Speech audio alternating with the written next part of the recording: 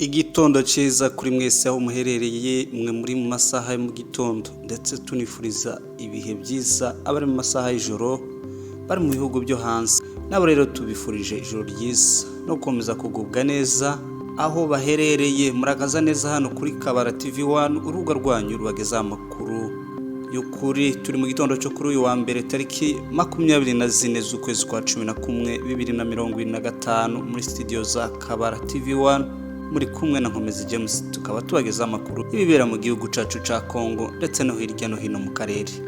Reka duhere mu karere ka Minembwe akarere kose kabyutse neza abantu bakinguye amahoro mu mihana yose irimo abantu kuri ubu mu marembo yose umutekano ukaba wifashe neza nubwo hagenda havugwa ko hari ibitero biri gushaka kugabwa ku karere ka Minembwe. Amakuru avuga ko umwanzi akomeje kwisuganyiriza za Point0 kwa Murima n'ahandi, ariko muri rusange umutekano wifashe neza urebye nta kibazo. Ejo ku Cyumweru rero hashize mu muhana mukuru wa Minembwe hakaba harabereye igikorwa ciza cyo gufasha abaturage baturutse imihana itandukanye mu moko atandukanye abarizwa muri kariya karere ka Minembwe. Amakuru akavuga ko ejo ku Cyumweru hashize tariki 23 z'ukwezi kwa 11 2025 Université Ebenezer de Minembwe mu magambo ahinye IEMI iyobowe na Dr Lazare Sebitereko yafashije abaturage benshi, aho buri muturage yagiye ahabwa ikiro c'umunyu ndetse n'isabune. Abaturage rero baraho ico gikorwa cyabereye bashimiye byimazeyo IEMI ubwo kuba mugihe nk'iki kigoye yaratekereje igikorwa nka kiriya cyo kubafasha, aho ibintu by'ibanze nk'umunyu, isukari, isabune ndetse n'ibindi bibuze kubw'impamvu zo kura inzira cyangwa zifunzwe. Akarere ka Bibogobogo, Rurambo natwo twabyutse neza amahoro kugeza ubu abaturage bameze neza. Abo twabashe kuvugana bari mu karere ka Bibogobogo bakaba bavuze ko babyutse neza kandi bakomeje imirimo isanzwe kama kawaida. Reka twerekeze mu cyo hagati ejo ku Cyumweru tariki 23 z'ukwezi kwa 11 2025 hari abantu babiri bafashwe n'ingabo za leta ya Kinshasa FARDC berekeje ku Ndondo, bakaba bari bavuye mu bice bya Mikenke. Ni mu gihe kari akarere karimo ibirindiro byinshi bya FARDC ndetse n'ingabo z'igihugu cy'u Burundi. Murabizi ko iryo huriro ry'izo ngabo bamaze iminsi barahisemo kwicisha inzara abaturage b'akarere ka Minembwe no mu nkengero zayo, niko guhita bafunga inzira imwe yari isigaye mu gucishwamo ibyankenerwa nk'isabune, isukari, umunyu, amavuta ndetse n'ibindi biva ku Ndondo byerekeza umurwa mukuru wa Minembwe. Amakuru atugeraho n'ayuko ejo ku Cyumweru hari abantu babiri Katanyama cyangwa ingabo za FARDC zasigaranye mu bantu bari bavuye mu bice bya Mikenke baja ku Ndondo. Akarengane kuzuye agasuzuguro gakorerwa ubwoko bw'abanyamurenge kakozwe n'ingabo za leta ya Kinshasa hamwe n'iz'u Burundi hari igihe twizera ko kazagira iherezo. Amakuru akavuga rero ko abo bantu bafashwe ko ari umusirikare w'amajoro wa Katanyama wabafashe ku buryo bwarinze bwira batararekurwa. Murumva ko ari ibintu bibabaje kandi byuzuye agasuzuguro aho umuntu afungwa nta kosa afite. Reka twerekeze Uvira rero muri ijoro ryakeye rishyira uyu munsi kuwa mbere haraye habaye imirwano cyangwa isibaniro yahuje FARDC arizo ngabo za leta ya Repubulika Iharanira Demokarasi ya Kongo hamwe na Wazalendo ihagarariye imitwe itandukanye. Amakuru agira kuri Kabara TV1 avuga ko Maimai zo mutwe wa Wazalendo zishe umusirikare wari ufite ipeti rya kapiteni, bihita bituma FARDC itangira kurasana na Wazalendo. Ibi byo guhora FARDC na Wazalendo barwana buri gihe mu by'ukuri akaba ari ibintu bimaze kumenyerwa cyane n'abantu bahora bakurikirana ibibera mu burasirazuba bwa Kongo. Kuri ubu mujyi wa Uvira urimo ingabo nyinshi za leta ya Kongo, iz'igihugu cy'u Burundi ndetse n'imitwe myinshi yibumbiye mu izina rya Wazalendo. Ibyo byonyine byo kuba ari benshi muri uyu mujyi utari munini cyane, byongeye ko discipline yabo bose ikaba ari ntayo, bitatuma bareka guhora barwana. Ariko kandi andi makuru dukesha bamwe mu basanzwe bakurikirana amakuru y'intambara iri kubera mu burasirazuba bwa Kongo witwa Daniel Micombero yagize ati umujyi wa Uvira mu ntara ya Sud Kivu haraye habaye imirwano ikaze hagati y'amatsinda abiri yitwaje intwaro yiyitirira kuba fo wazalendo. Imirwano yahitanye abantu 4 abandi 14 barakomereka. Aya makuru tuyakesha umunyamakuru Daniel Micombero usanzwe akorera ku rubuga rwa X, akaba anakurikirana intambara zibera muri Repubulika Iharanira Demokarasi ya Kongo.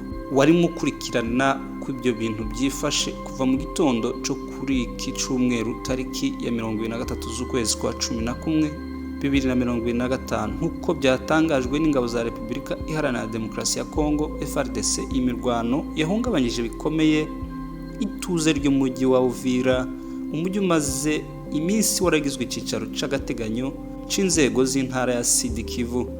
FARDC ivuga ko yahise ikora igikorwa cyihuse cyo kugarura amahoro no gukumira ikwirakwira ry'umutekano muke mu bindi bice by'uyu mujyi.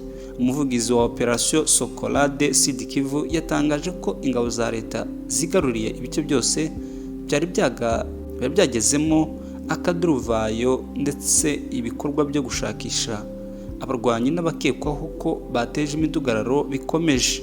Yongeraho ko aya matsinda yitwaje intwaro atari mu rwego rwemewe rw'itsinda rya Wazalendo, ariyo mpamvu yiswe abiyitirira Wazalendo.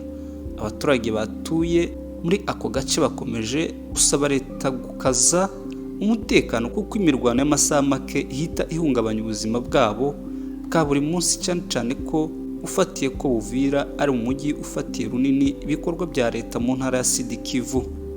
Reka twerekeze mu Ruvungi. Hari amakuru avuga ku gitero cagabwe kuri Paroisse Catholique yaho muri centre ya Ruvungi.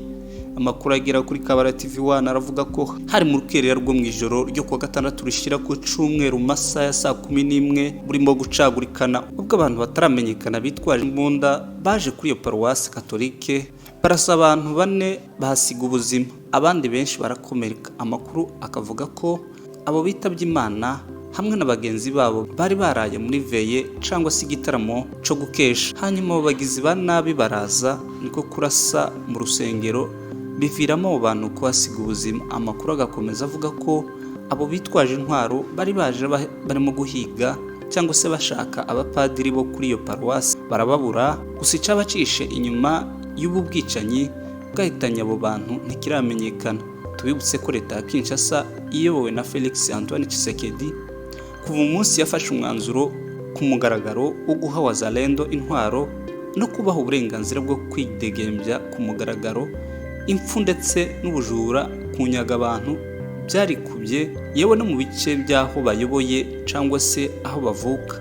Ubwo turavuga Abazalendo biyita ko ari bo ba nyiri igihugu, ariko kandi ugasanga umutekano aho ibo baherereye cyangwa se bari kubarizwa ubu aribwo umutekano urushaho kwanga cyangwa se kubura.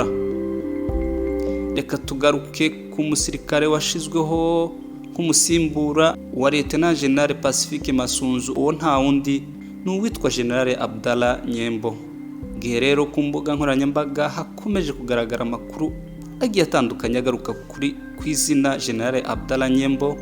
Ibisobanuro bishya byatanzwe na bamwe mu bakurikiranira hafi umutekano mu karere byasize ukuri ahagaragara, bisezerera urujijo rwa rumaze iminsi. Amakuru agaragaza ko Major General Abdallah Nyembo ari umusirikare ukorera ingabo za Repubulika ya Demokarasi ya Kongo FARDC, akaba azwi nk'umwe mu basirikare bakuru mu nzego z'iperereza n'imiyoborere ya gisirikare ya Kongo. Ariko kandi hari undi muntu ukoresha izina mu buryo bw'amahimbano. Uwo ni Brigadier General Sebastien Uwimbabazi, umuyobozi ushinzwe iperereza muri FDLR, umutwe ugizwe n'abarwanyi basize bagize uruhare muri jenoside yakorewe abatutsi mu 1994. Amakuru rero yizewe yemeza ko Uwimbabazi akunze gukoresha izina Brigadier General Abdallah Nyembo nk'izina ry'amahimbano, kuko bigenda ku barwanyi benshi ba FDLR bakoresha amazina y'amahimbano kugira ngo bace urujijo cyangwa se bihishe ubutabera. Ibisobanuro bituma humvikana nkaho Major General Abdallah Nyembo wa FARDC na Brigadier General Uwimbabazi wa FDLR ari abantu babiri batandukanye, nubwo amazina yabo akomeje kwitiranwa mu itangazamakuru ndetse no ku mbuga nkoranyambaga. abasesenguzi b'imitwe yitwaje intwaro bavuga ko ikoreshwa ry'amazina ry'amahimbano muri FDLR rituma hakunda kubaho urujijo mu kumenya abayobozi babo, bikaba kimwe mu buryo bakoresha mu kwihisha no guhunga ubutabera bubakurikirana. Hari andi makuru yagiye ashirwa hanze na bamwe mu bamuzi ndetse yemwe bamwe baniganaga mu ishuri ryitwa Petit Seminaire de Karubanda, kuri ubu ibarizwa mu karere ka Huye mu ntara y'Amajyepfo y'igihugu cy'u Rwanda. Uwimbabazi ukoresha izina ry'amahimbano Abdallah Nyembo, ubuzwi nk'umwe mu bakozi bakuru b'iperereza rya FDLR, Brigadier General Sebastien Uwimbabazi akaba ari umuhungu wa Nyamurinda, umuntu uzwi cyane kubera uruhare yagize muri jenoside yakorewe abatutsi, wabaye n'umuyobozi w'ishuri rya Espanya ribarizwa mu karere ka Nyanza mbere ya jenoside.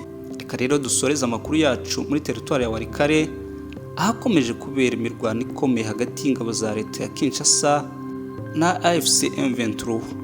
Agace ka Buhimba kari muri teritwari ya Walikale mu ntara ya Kivu y'Amajyaruguru kakaba kafashwe n'ingabo za AFC M23 nyuma y'amasaha y'imirwano ikomeye, aho AFC M23 yahise ikura ihuriro rya leta ya Kinshasa hamwe n'abafatanyabikorwa babo muri ako gace. AFC M23 ikaba ikomeje kwagura uduce iyobora mu mirwano ikaze imaze iminsi ibera mu bice bya Rucuru, Masisi na Walikale, dore ko ibi bice bya Walikale binasanzwe bizwiho kugira amashamba menshi, kandi hakaba hanavugwa ko ariho ibirindiro bikomeye bya FDLR byabaga. Reka tubashimire kuba mwemeye kudukurikirana kuri Kabara TV1, tunabasaba ko mwakomeza gukora subscribe. Jye mwari kumwe n'Inkomezi James, mugire ibihe byiza.